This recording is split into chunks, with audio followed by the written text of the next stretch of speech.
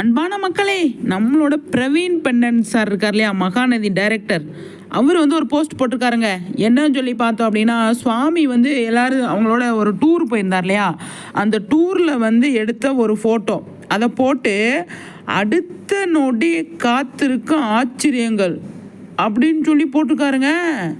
அடுத்த வினாடி காத்திருக்க ஆச்சரியங்கள்னு ஒன்றுமே புரியலையே. என்ன சொல்ல வராரு?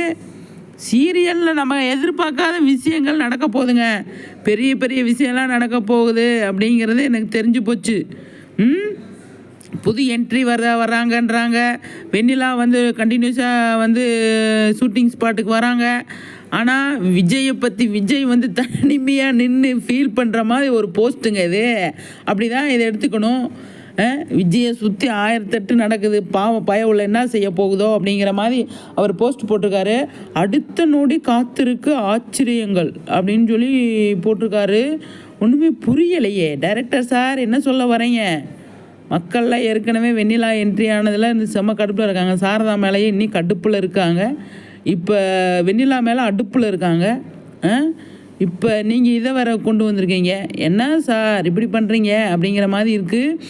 ஏதோ ஒன்று பெரிய சம்பவம் இருக்குங்க மகாநதியில் எனக்கு தெரிஞ்சு. இல்லைன்னா டைரக்டர் காலையில் ஒரு போஸ்ட் இப்போ ஒரு போஸ்ட் போடுவாரா? காலையில் என்ன போட்டிருந்தாரு? Sorry guys.